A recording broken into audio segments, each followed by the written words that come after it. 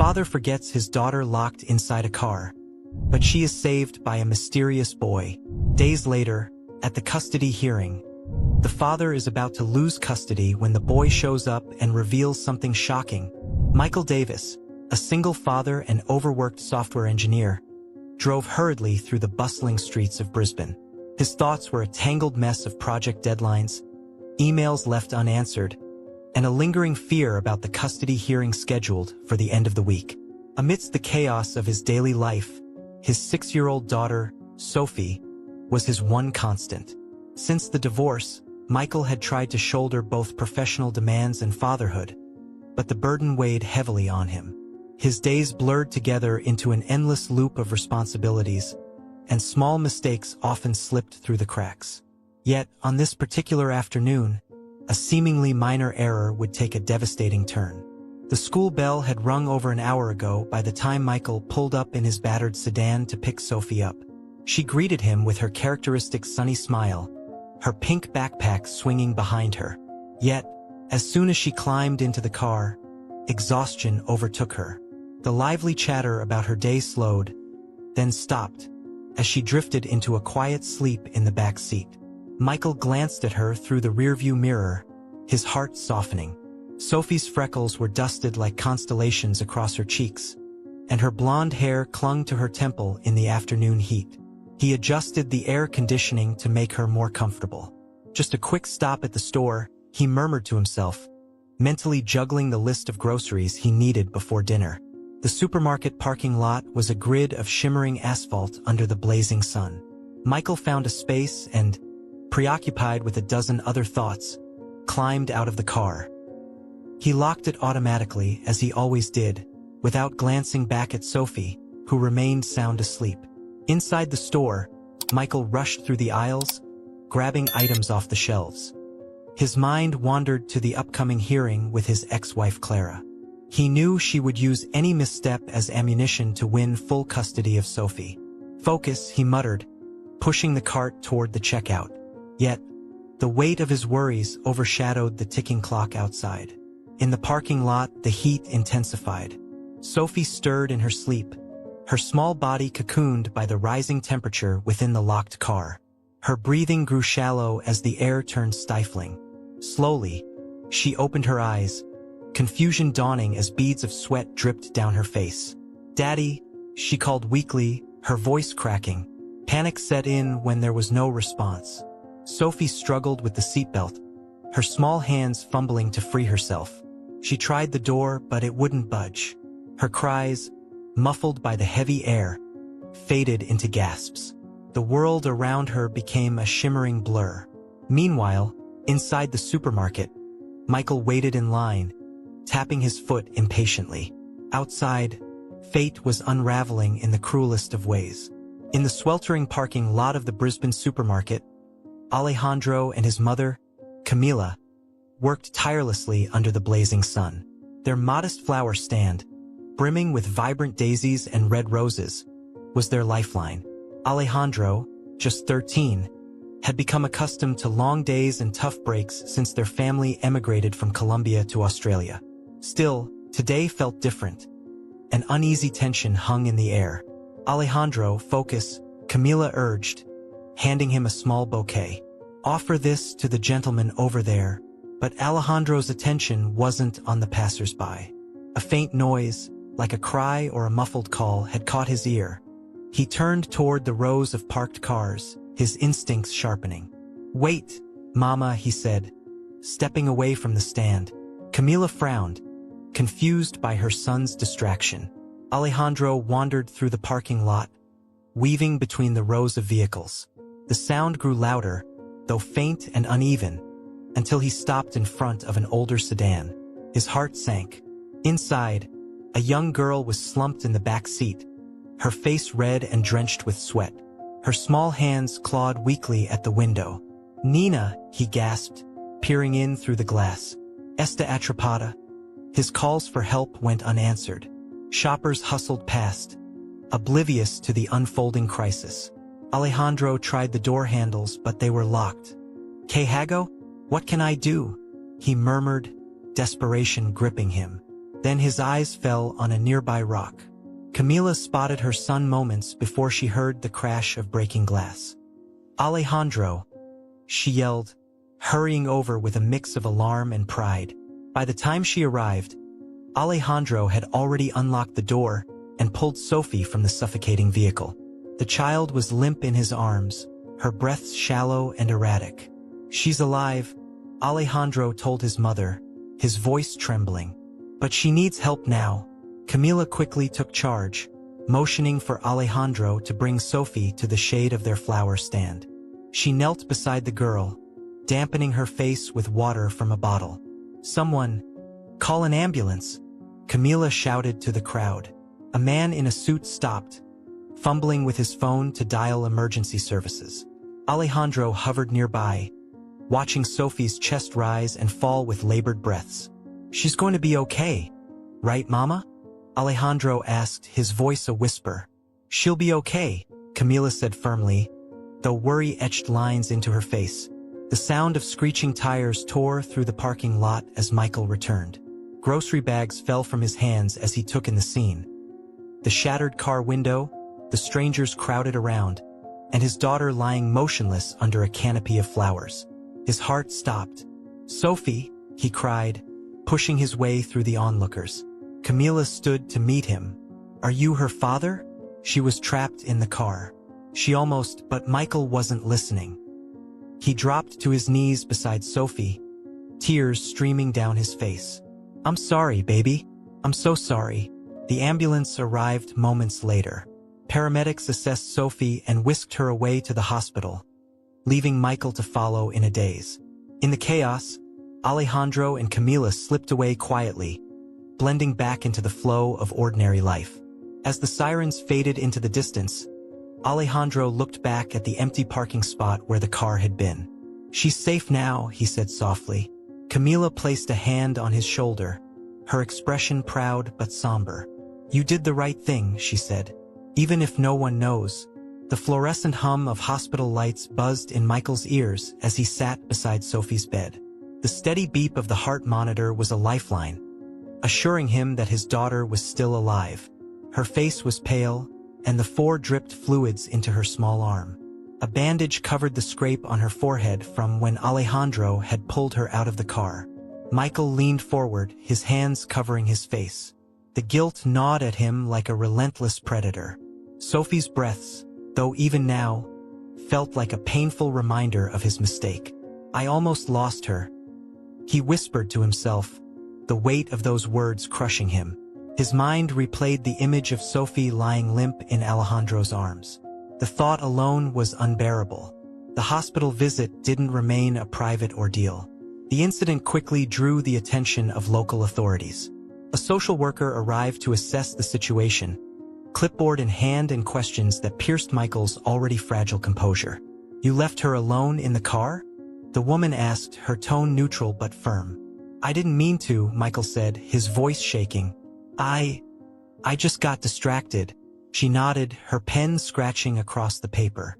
"It's standard procedure to report cases like this. Child Protective Services will evaluate the circumstances. You'll hear from us soon." Her words hung heavy in the air, and Michael felt the ground beneath him shift. 3 days later, Clara, Sophie's mother, stormed into the hospital room. Her sharp heels clicked against the tile floor, each step a statement of fury. Michael barely looked up as she entered. "What were you thinking, Michael?" she demanded, her voice tight with restrained anger. "How could you forget her like that?" "I didn't mean for this to happen," Michael said weakly. "I made a mistake." "A mistake?" Clara repeated, incredulous. "Sophie could have died because of your mistake." Her words cut through him, but he couldn't argue. What defense did he have? Clara softened as her gaze fell on Sophie, who was awake now, her tiny fingers clutching the hospital blanket. She bent down and kissed Sophie's forehead. "Mommy's here now, sweetie." Sophie smiled faintly, but her eyes drifted toward Michael. "Daddy said sorry," she said softly. Her voice, fragile as it was, nearly broke Michael's heart. Clara straightened, her resolve hardening. "This is why I'm filing for full custody, Michael," she said coldly. I can't trust you to keep her safe. The words were like a dagger. Michael had always feared losing Sophie, but now the nightmare was becoming real. That evening, a formal notice from the court arrived at Michael's apartment. The custody hearing was scheduled for the following week. The weight of his guilt multiplied as he stared at the document, imagining a future where Sophie lived without him. He needed to prove he was capable of being a good father. For Sophie's sake, for his own. But where would he begin? The courthouse stood like an imposing fortress, its gray walls echoing Michael's turbulent emotions. Inside, the air was heavy with tension. The custody hearing was about to begin. Michael adjusted his tie, his palms damp with sweat, as he glanced at Clara seated across the room. Her lawyer, a man with sharp features and an even sharper suit, whispered into her ear, making her nod in agreement. Sophie, oblivious to the gravity of the situation, sat in the corner playing with a stuffed animal. Her soft giggles pierced through the tension, a painful reminder of what was at stake.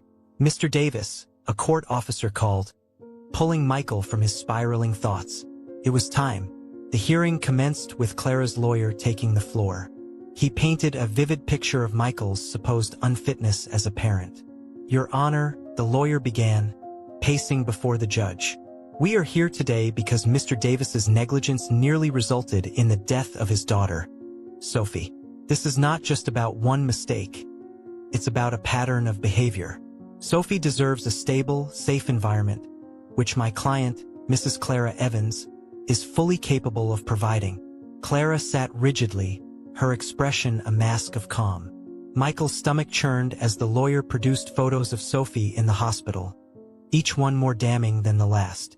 When it was Michael's turn to speak, he rose with trembling hands. His lawyer had prepared him, but no amount of rehearsing could make this easier. I won't deny what happened, Michael said, his voice cracking. It was a terrible mistake, and I'll carry the guilt for the rest of my life. But Sophie is my world. Everything I do, every late night at work, every sacrifice I make, it's for her. I love my daughter, and I want to be the father she deserves. He glanced toward Sophie, who was now coloring in a book someone had given her. The knot in his throat tightened. I'm learning, he added, his voice firmer. I'm taking steps to ensure this never happens again. Parenting isn't about being perfect. It's about showing up, even when you fail, and doing everything you can to be better. The courtroom remained silent, but Michael could feel the weight of judgment in the stares of everyone present. After both sides had made their arguments, the judge called a recess to deliberate. During the break, Michael stayed seated, his head in his hands. He didn't dare look at Clara, whose confidence seemed unshaken. Daddy? Sophie's small voice broke through his thoughts. She stood beside him, clutching her stuffed animal. Are you okay? Michael managed a smile. I will be, sweetie. Her arms wrapped around his neck in a hug. I love you, Daddy. Tears prickled his eyes as he held her tightly. He couldn't lose her, not like this. When the court reconvened, the judge was about to deliver the verdict when the doors at the back of the courtroom creaked open. All heads turned to see Alejandro and Camila stepping inside, their presence as surprising as it was inexplicable. The judge furrowed his brow. Who are you? He asked. Camila gave a gentle nudge to Alejandro, who stepped forward, his posture nervous but determined. My name is Alejandro, he began, his voice shaking slightly. And I saved Sophie that day. The courtroom fell silent as Alejandro stood in front of the judge. His wiry frame, clad in a simple shirt and jeans, seemed out of place amid the formal suits and the austere surroundings. But his eyes, filled with conviction, demanded attention. I was at the supermarket parking lot that day, Alejandro began, his voice steady despite the tension in the room. I saw Sophie in the car. It was so hot, and she wasn't moving. I knew she needed help, so I broke the window and got her out. Michael sat up straighter, his breath catching. He hadn't expected to see the boy who had saved Sophie again, let alone here in court. The judge adjusted his glasses, leaning forward. And why have you come here today, Alejandro? Alejandro glanced at Camila, who nodded encouragingly. Taking a deep breath, he said, "I came because I heard what's happening to Sophie's dad, and I don't think it's fair." Clara's lawyer was on his feet instantly. "Your Honor, with all due respect, this witness is a child." "What relevance?" The judge raised a hand, silencing the objection. "Let the boy speak." Alejandro turned to Michael, his gaze unwavering. "I saw what happened after Sophie was out of the car. He came running out of the supermarket, panicked, like he already knew he'd made a mistake. I saw how scared he was, how much he cared." Camila stepped forward, addressing the judge. "I was there too, Your Honor. I saw the way he held Sophie, the way he cried. I'm a mother, and I recognized the love and regret in his face. He wasn't negligent. He made a mistake, yes, but his reaction showed he's a good father." The sincerity in Camila's voice rippled through the courtroom, softening even the harshest of expressions. The judge looked thoughtful as he gestured for her to continue. "We didn't come here to defend leaving a child in a car," she said, her voice firm. "We came because we saw a man who loves his daughter more than anything, and we believe he deserves the chance to prove that love." Clara's lawyer rose again, this time with more caution. "Your Honor, while this testimony is heartfelt, it doesn't change the fact that Michael Davis endangered his child. But it wasn't on purpose." Alejandro interrupted, his cheeks flushing with frustration. "He didn't mean for it to happen. People make mistakes. That doesn't mean they don't love their kids." The judge held up a hand, silencing the room. His eyes lingered on Alejandro, then shifted to Michael, who sat frozen in his seat. The silence stretched as the weight of Alejandro's words settled over the courtroom. Finally, the judge addressed Michael directly. "Mr. Davis, it's clear that your actions that day had severe consequences. But this testimony speaks volumes about your intentions. I'll consider this as I deliberate further." As the judge called for another recess, the tension in the room eased slightly. Michael turned to Alejandro and Camila, his voice barely above a whisper. "Thank you. I don't know how to repay you." Camila smiled warmly. "You don't need to repay us. Just be the father Sophie deserves." Alejandro grinned, his nervousness fading. "I think you already are." The courtroom filled once more as the judge took his seat, his expression unreadable. The tension was palpable. Michael's heart pounded as he glanced toward Clara, who sat with a cool, composed demeanor. Beside him, his lawyer whispered quiet reassurances, but they barely registered. His mind was a blur of fear and hope. Sophie sat in the corner with a court-appointed child advocate, coloring in her book, blissfully unaware of the life-altering decision about to be made.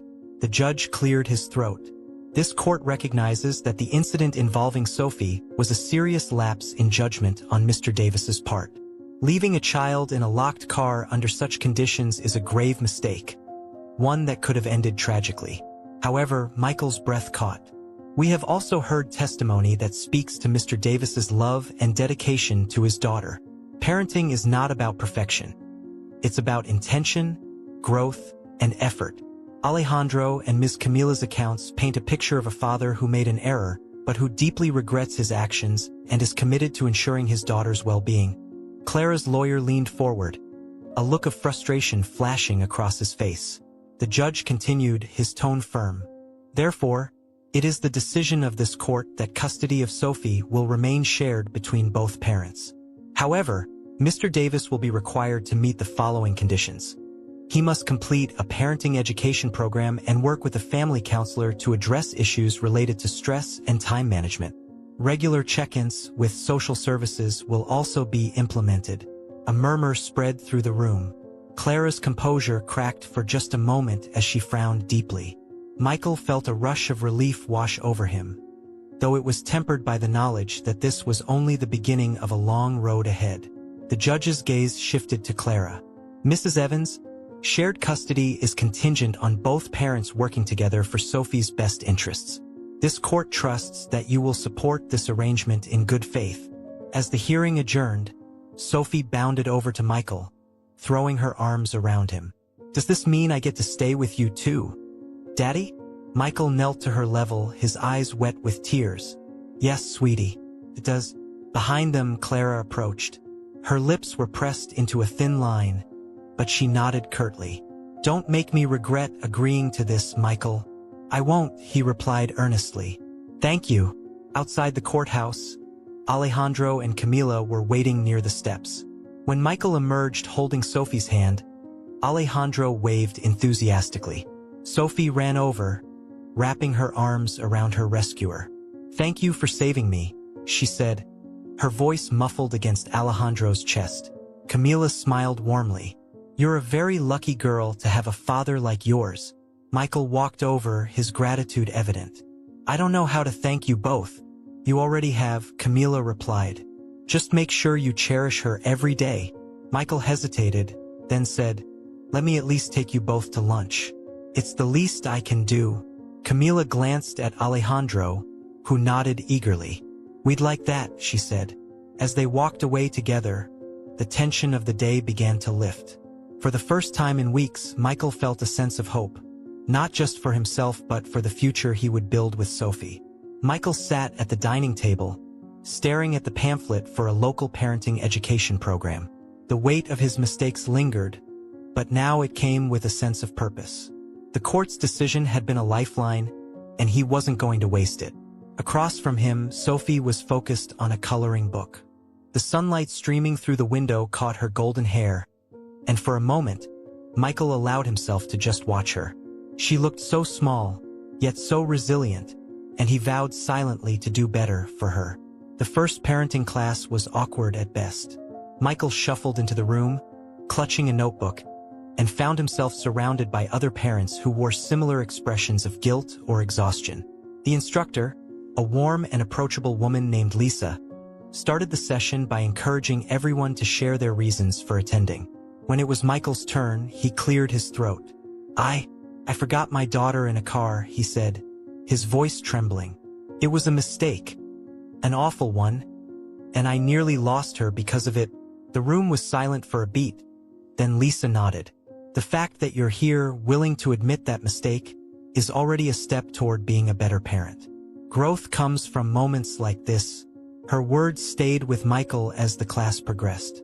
Over the weeks, he learned strategies to manage stress and prioritize safety. He even started to feel a sense of camaraderie with the other parents, who were all navigating their own challenges. Meanwhile, Michael made significant changes to his daily routine. He reduced his work hours, even if it meant a tighter budget, to ensure he could spend more time with Sophie. Mornings became less rushed. They ate breakfast together, and he started walking her to school instead of dropping her off in a hurried drive. Afternoons were filled with activities Sophie loved: trips to the park, baking cookies, or working on art projects. One evening, as they painted together, Sophie looked up and said, "You're with me more now, Daddy." "I like it." Michael smiled, his heart swelling. "I like it too, sweetheart." Clara, though initially skeptical, couldn't ignore the changes in Michael. When she picked up Sophie for her scheduled visits, Sophie's glowing stories about her time with her dad began to chip away at Clara's reservations. Though she wasn't ready to fully trust him yet, she found herself cautiously hopeful. Alejandro and Camila had become frequent visitors. Michael insisted on hosting them for dinner at least once a week as a way to express his gratitude. The bond between the two families grew stronger with each meal, each shared story, and each laugh. One afternoon, Alejandro arrived with a potted sunflower. "Sophie told me she loves flowers," he explained, handing it to her. Sophie's eyes lit up as she took the pot. "Thank you. Can we plant it in the garden, Daddy?" "Of course," Michael said. Together, they dug a small hole in the yard and placed the sunflower in it, Sophie giggling as dirt smeared her cheeks. Watching Sophie and Alejandro work side by side, Michael felt a sense of peace he hadn't experienced in years. His mistakes had nearly cost him everything, but now they had led to something unexpected. A second chance, not only to rebuild his relationship with Sophie, but to expand his definition of family. The sunflower in the garden became a symbol of new beginnings for Michael and Sophie. Each day, Sophie would water it and excitedly check for signs of growth. It reminded Michael of how their lives had started to flourish in small, hopeful ways. One afternoon, Sophie had an idea. Can Alejandro teach me how to plant more flowers? He knows so much about them. When Alejandro and Camila arrived for their usual dinner, Sophie immediately pulled Alejandro toward the garden. I want to plant flowers like you do. Alejandro chuckled. Okay, but you have to promise to listen carefully.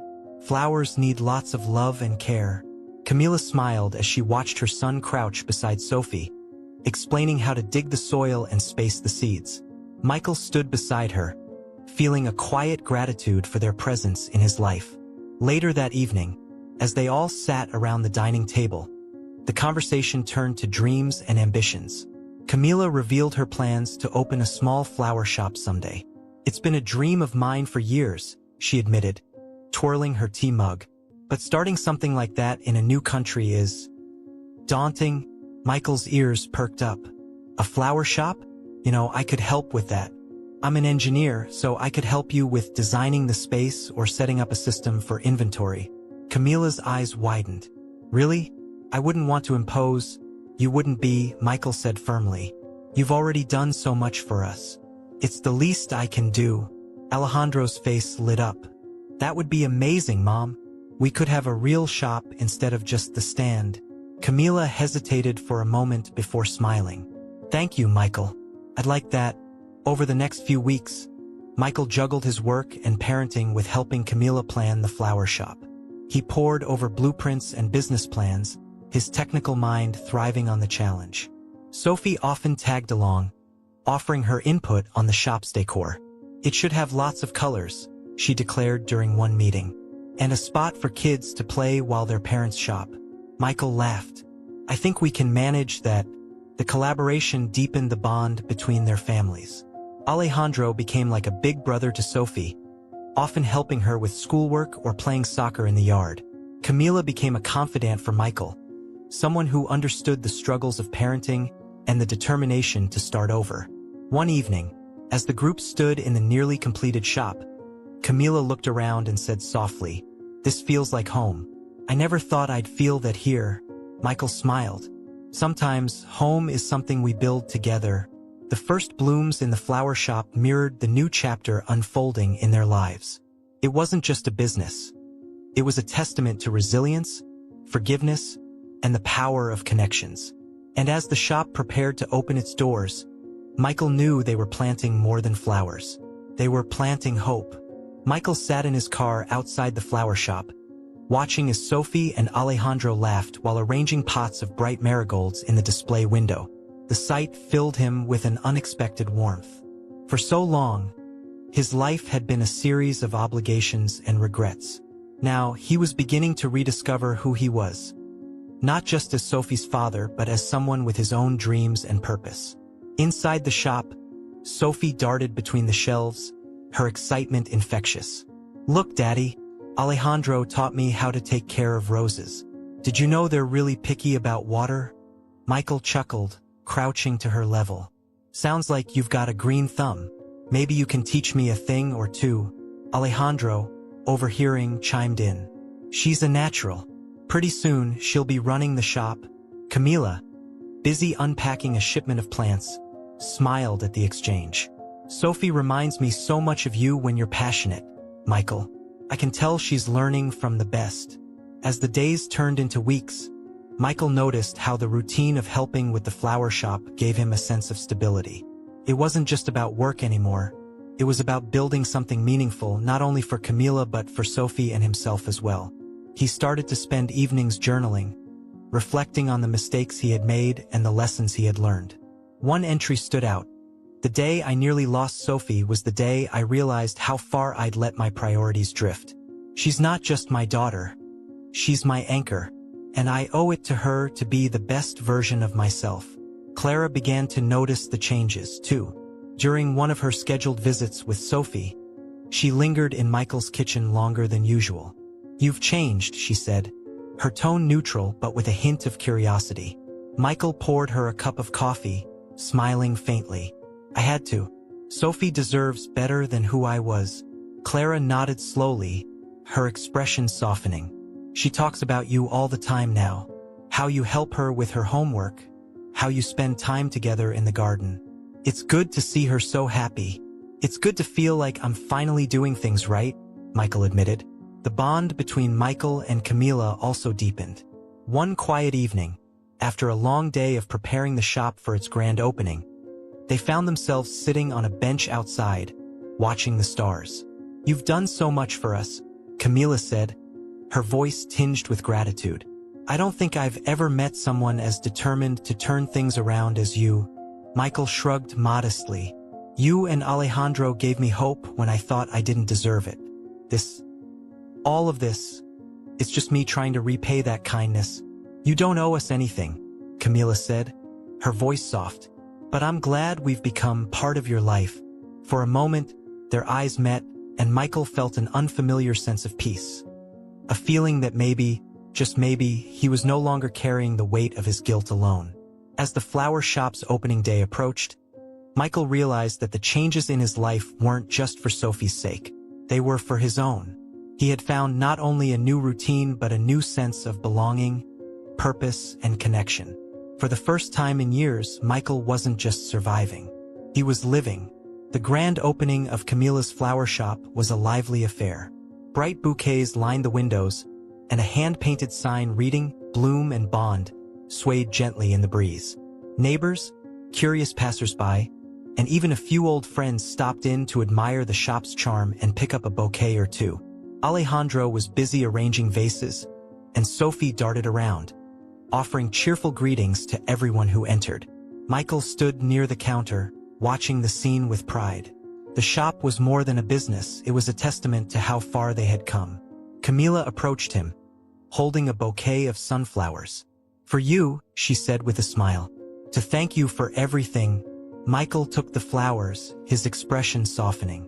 "I think I should be thanking you. Helping with this shop gave me something I didn't even know I was looking for." Camila tilted her head. "And what's that?" "Belonging," Michael said simply. Over the following weeks, the flower shop flourished. It became a gathering spot for the community, a place where people came not just for flowers but for the warmth and camaraderie that radiated from Camila and Alejandro. Sophie often spent her afternoons there, learning more about plants and helping customers with her infectious energy. Clara, who had remained skeptical about the new dynamic in Michael's life, decided to visit the shop one afternoon during her time with Sophie. She walked through the door, her gaze taking in the cozy displays and the cheerful atmosphere. Michael, surprised to see her, greeted her warmly. "Clara, welcome to the shop." Clara looked around, her expression thoughtful. "Sophie talks about this place all the time. I wanted to see it for myself." As they stood near the counter, Sophie ran up, holding a small potted succulent. "Mommy, look, this is for you." Alejandro said succulents are easy to take care of. Clara knelt to take the plant, her face softening. "Thank you, sweetheart. It's lovely." Looking up at Michael, she added, "It's clear she's thriving here. You're doing a good job." One evening, after the shop had closed, Michael found himself reflecting on the journey that had brought them all together. He sat with Sophie at their dining table, helping her with a school project about family. "Who's in your family, Daddy?" Sophie asked as she glued pictures to a poster board. Michael thought for a moment before answering. "You, of course. And your mom. And now, Alejandro and Camila feel like part of it too." Sophie beamed. "It's like our family grew bigger." Michael smiled, ruffling her hair. "Exactly." Encouraged by the stability in his life, Michael began to think about the future. He dusted off an old notebook where he'd once sketched designs for projects he never pursued. One night, while sitting with Camila in the shop, he shared an idea with her. "I've been thinking," he said, "about creating something, maybe a small business of my own. Nothing big, just something I can work on while staying close to Sophie." Camila's eyes lit up. "What kind of business?" Michael hesitated. "I'm not sure yet, but seeing what you've built here, it's inspiring. It makes me want to try." Camila placed a hand on his. "You should. If anyone can build something meaningful, it's you." The conversation planted a seed in Michael's mind. Just as the flower shop had brought new life to their corner of the world, he began to envision ways he could create a legacy for himself and Sophie. One rooted in the lessons he had learned and the connections he had nurtured. The sun hung low in the sky, painting the horizon in hues of orange and pink as Michael spread out a checkered blanket on the soft grass of the park. Around him, the sounds of laughter and the hum of a nearby fountain filled the air. This wasn't just a picnic. It was a celebration of the journey they had all shared, and of the bonds that had grown between two once separate families. Alejandro balanced a tray of drinks while Sophie skipped ahead with a basket of sandwiches. Camila followed, carrying a bouquet of wildflowers she had picked along the way. Even Clara had accepted the invitation, standing off to the side and watching with a cautious but growing sense of ease. As they all settled onto the blanket, Sophie took charge of handing out the sandwiches, her cheerful chatter filling any potential silences. This one is for Alejandro because he likes peanut butter, and this one is for Mommy. It's turkey, your favorite. When she handed Michael his sandwich, she grinned. Yours has extra cheese, Daddy. Just like you like it. Michael chuckled, his heart swelling with pride. Thanks, sweetie. You know me too well. As the meal unfolded, Alejandro shared stories about his school and how he hoped to one day take over the flower shop from his mother. I want to make it even bigger, maybe sell to other cities, he said, his eyes gleaming with ambition. Camila placed a hand on his shoulder. You've always dreamed big, hijo. I know you'll make it happen. Clara, who had been quiet until now, spoke up. It's impressive. It's not easy to build something from scratch, especially in a new place. You've both done so well. Camila smiled, genuinely touched. Thank you. It's been a challenge, but we've had a lot of help from Michael. Clara glanced at Michael, her expression softening. Yes, he's really turned things around. Later, as the group cleaned up, Sophie tugged Alejandro's sleeve. Can we play tag? Please, Alejandro laughed. Only if you think you can catch me. Sophie squealed in delight as Alejandro took off running, and soon the others joined in, their laughter echoing across the park. Even Clara found herself smiling as she watched Michael chasing Sophie, his carefree joy a stark contrast to the man she had known during their marriage. As the sun dipped below the horizon and the first stars appeared, the group gathered back on the blanket. Camila looked at Michael, her voice filled with gratitude. All of this, it wouldn't have been possible without you. Michael shook his head. It wouldn't have been possible without all of us. Together, Sophie, tired but happy, snuggled into Michael's side. This was the best day ever, she murmured. Michael kissed the top of her head, his heart full. It was, wasn't it? In that moment, surrounded by the people who had become his family, Michael felt a deep sense of peace. For the first time, the future didn't seem daunting. It seemed bright. The early morning sunlight filtered through the curtains of Michael's modest home, casting a warm glow over the kitchen. Sophie sat at the table, meticulously coloring in her sketchbook, her face lit with the quiet concentration that always made Michael smile. Across the room, Alejandro and Camila chatted over coffee, their voices filled with excitement. The day held a special significance. It wasn't just another gathering. It was a day to mark how far they had come together and to look forward to the new paths ahead. Michael felt a sense of satisfaction as he put the finishing touches on a scrapbook he had been working on for weeks.